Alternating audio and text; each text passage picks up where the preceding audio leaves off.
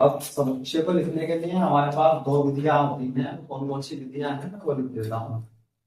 समुच्चय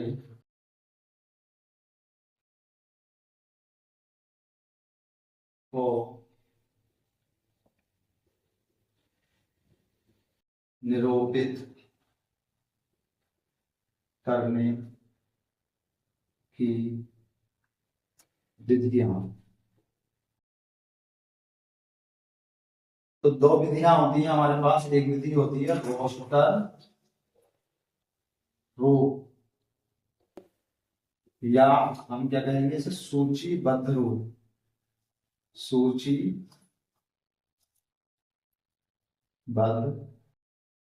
रूप। तो रोस्टर रूप या सूचीबद्ध रूप। दूसरा होगा हमारे पास समुच्चय निर्माण रूप। तो एक तो हमारे पास होता है रोस्टर रूप, एक विधि होती है। दूसरी विधि होती है हमें समुच्चय को दिखाने के लिए समुच्चय निर्माण रूप। तो अब इसको कैसे दिखाते हैं वो मैं बता देता हूँ। जो हमारे पास रोस्टर रूप है, इसका मतलब ये होता है जो महिला ब्रैकेट होता है हमारे साथ, इसके अंदर हम सारे अवयवों को लिखेंगे। समुच्चय के सारे अवयवों को सूचीबद्ध करेंगे। सूचीबद्ध का मतलब होता है उसे लिखना। हम उसे महिला ब्रैकेट में लिखेंगे। मान लो हम कोई एग्जाम्पल ले लेते हैं, जैसे कि हमारे पास समुच्चय है,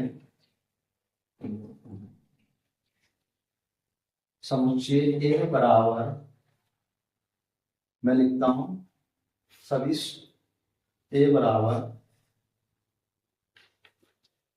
अंग्रेजी स्वरों का समुच्चय। हमने ये लिखा। तो अंग्रेजी वर्णमाला के स्वरों का समुच्चय। तो हम इसका जब रोस्टर रूप बनाएंगे तो कैसे लिखेंगे। जिसका रोस्टर रूप कहलाता है, रोस्टर रूप क्या कहलाएगा हमारे पास, ए बराबर महिला ब्रैकेट, जितने भी अंग्रेजी वर्णमाला में स्वर आएंगे उन सबको यहाँ पर हम लिखकर दिखाएंगे महिला ब्रैकेट के अंदर। यानी कि उन सारे स्वर को लिखने के बाद महिला ब्रैकेट से बंद कर दिया जाएगा। जैसे कि अंग्रेजी वर्णमाला में कितने स्वर होते हैं, ए आई ओ यू ई। हमने जितने भी इसके अंदर स्वर आ रहे थे वो सारे इसमें लिख दिए। 5 स्वर होते हैं उनको लिख दिया गया है और मध्य ब्रैकेट से हमने इसको बंद कर दिया। अब हमने स्वर लिखे हैं तो इसमें क्रम का कोई महत्व नहीं होता, यानी कि इसे आगे पीछे हम लिख सकते हैं। चाहे तो ऐसे लिख दें, चाहे तो इस तरीके से लिख सकते हैं हम। कोई जरूरी नहीं है कि हमारे पास क्रम का होना जरूरी है।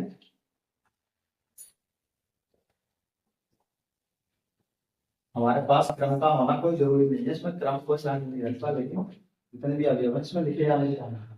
ज्यादा अवयव है तो हम डॉट डॉट करके दिखा देंगे, और कम अवयव है तो हम सबको इनको लिख कर दिखा देंगे। इसे बोलते हैं रोस्टर रूप। अब दूसरा है हमारे पास समुच्चय निर्माण रूप। तो समुच्चय निर्माण रूप में क्या होता है, तो समुच्चय लेते हैं एग्जाम्पल के लिए, मैं पहले समझा देता हूँ।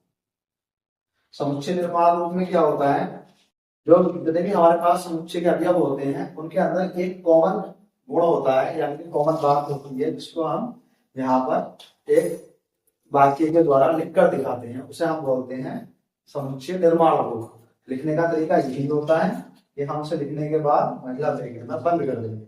अब जैसे कि मैं इसी को ले लेता हूँ, तो किस तरीके से लिखेंगे समुच्चय निर्माण रूप में।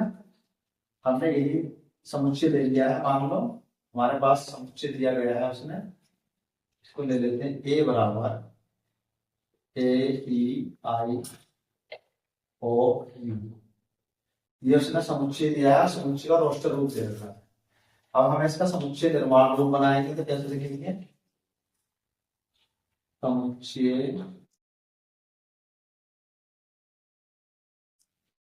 निर्माण रूप। समुच्चय निर्माण रूप लिखने के लिए क्या करेंगे हम, ए बराबर, अब इनकी जो कॉमन बात होगी, इनके अंदर कॉमन गुण होगा, उसको हम यहाँ एक वाक्य के द्वारा दिखाएंगे।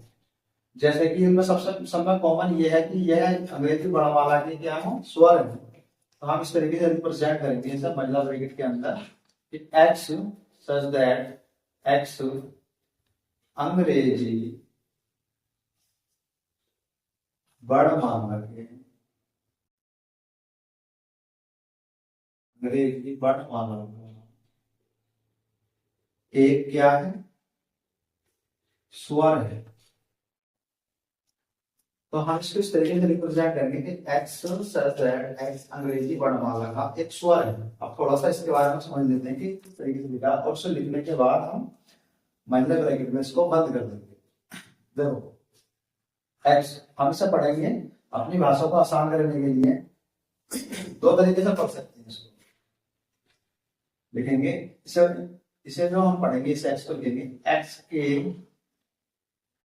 मान के लिए, एक्स के मान के लिए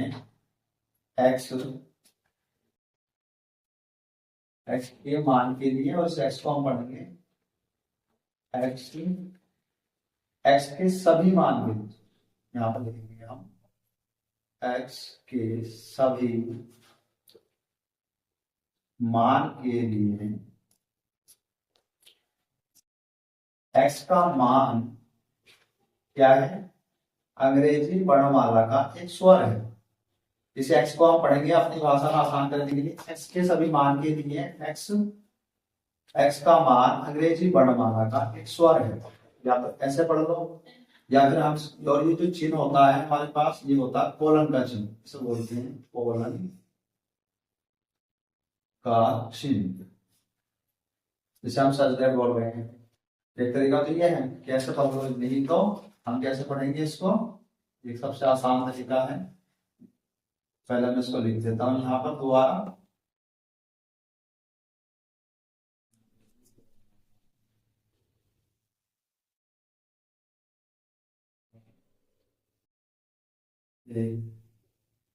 स्वर, इसमें काश हो गया था, तो हम इसे पढ़ेंगे एक्स यह कहता है, एक्स एक आसान भाषा यह है कि लिखेंगे एक्स, एक्स कहता है कि, एक्स कहता है कि एक्स का मान, एक्स का मान अंग्रेजी वर्णमाला का एक स्वर है। यानी कि हम इस पूरे को इस तरीके से पढ़ सकते हैं, और इस पूरे को इस तरीके से पढ़ सकते हैं, एक्स के सभी मान के लिए एक्स का मान अंग्रेजी वर्णमाला का एक स्वर है। यानी कि ये अंग्रेजी वर्णमाला के क्या है, स्वर है। और एक्स का मान कितना हो सकता है, जितने भी इसके अंदर स्वर आएंगे। एक का मतलब ये नहीं कि एक स्वर आएगा, अब जितने भी स्वर होंगे वो सारे लिखे आएंगे, इसका मतलब ये होता है। या ऐसे पढ़ लेंगे इसको, एक्स ये कहता है कि एक्स का मान अंग्रेजी वर्णमाला का एक स्वर है। और बाकी तो किताबी भाषा को यही है कि एक्स अंग्रेजी वर्णमाला का एक स्वर है, इस तरीके से पढ़ते हैं।